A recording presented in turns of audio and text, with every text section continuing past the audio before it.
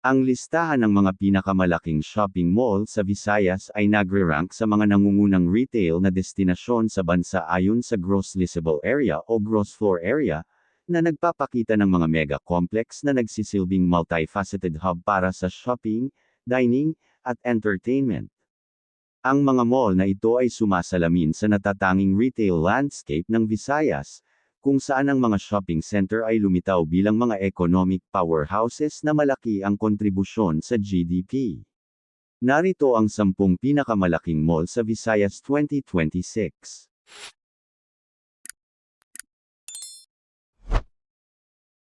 10.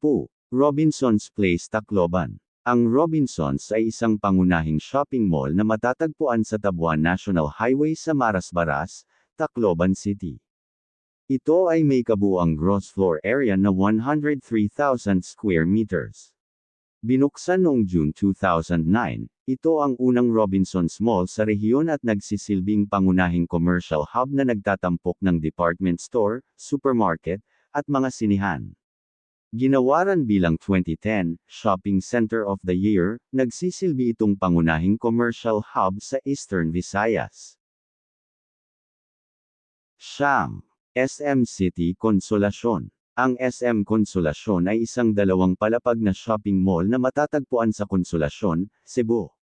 Madalas na inilarawan bilang isang, not too crowded, at modernong family-friendly na destinasyon kumpara sa mas malalaking mall sa Cebu City. Ito ay may kabuuang gross floor area na 103,558 square meters. Matatagpuan sa kahabaan ng National Highway sa Lamek, Consolacion, na ginagawa itong pangunahing hintuan para sa mga manlalakbay na pupunta sa Northern Cebu. 8. SM City Bacolod. Ang SM Bacolod ay isang supermall sa Bacolod, Negros Occidental. Ito ang unang SM Supermall sa Negros, at ang pangatlo sa Visayas. Binuksan ito noong March 1, 2007 at kasalukuyang may kabuuang land area na 161,096.60 square meters at kabuuang gross floor area na 133,894 square meters. Ang SM Bacolod Mall ay nahahati sa dalawang gusali, na tinatawag na North Wing at South Wing. Ang dalawang gusali ay konektado sa pamamagitan ng dalawang tulay na nagpapahintulot sa mga parokyano na maglakad sa pagitan ng dalawang istruktura. 7.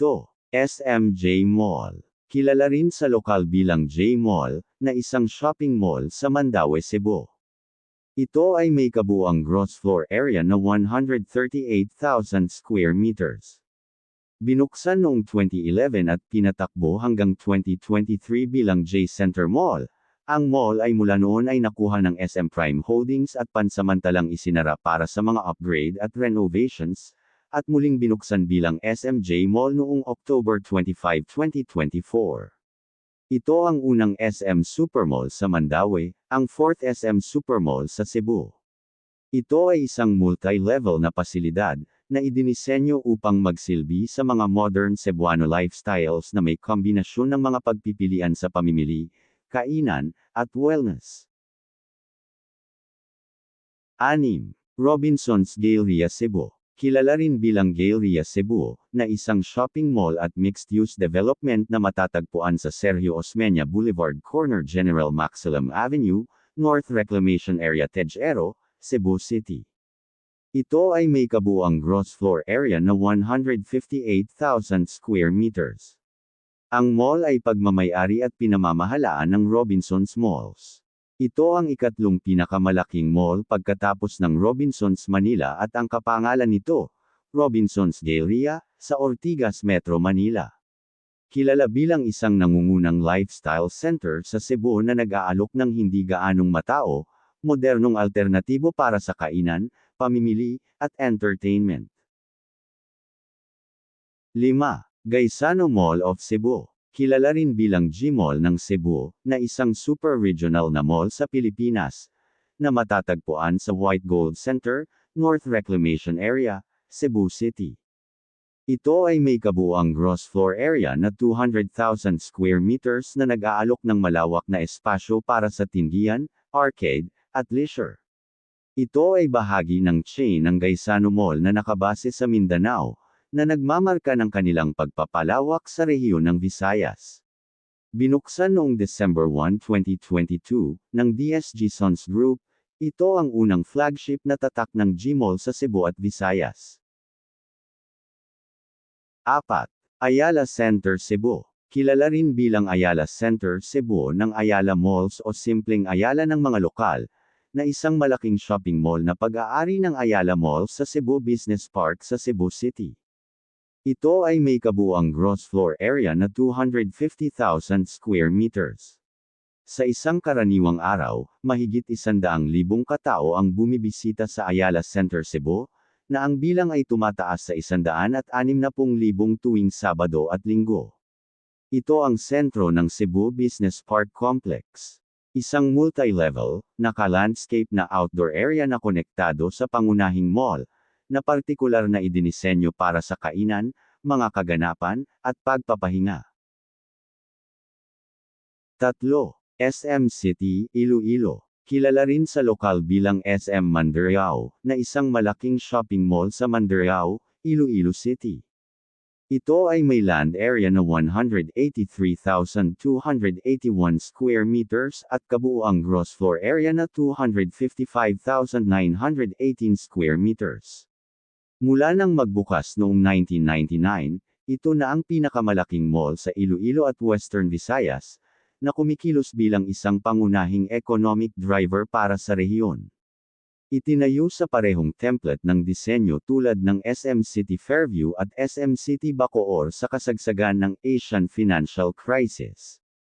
Isang multi-level complex na lumawak upang isama ang South Point and North Point wings. 2. SM Seaside City. Kilala rin sa lokal bilang SM Seaside, o SM Seaside City Cebu, na isang malaking shopping mall sa South Road Properties, Cebu City. As of 2026, ito ang pangalawang pinakamalaking mall sa Cebu at Visayas, at ang ikalimang pinakamalaking shopping mall sa Pilipinas at ang ika-17 sa mundo, na may kabuuang gross floor area na humigit kumulang 470,486 square meters. Nagbukas ang mall noong November 27, 2015, eksaktong 22 taon pagkatapos ng SM City Cebu. Dinisenyo ng Arquitectonica, ang istruktura ay inspirasyon ng Nautilus shell, na nagtatampok ng mga concentric arc na dumadaloy patungo sa isang central tower. 1. SM City Cebu. Kilala rin sa lokal bilang SM Mabolo, na isang malaking shopping mall na matatagpuan sa Mabolo, Cebu City.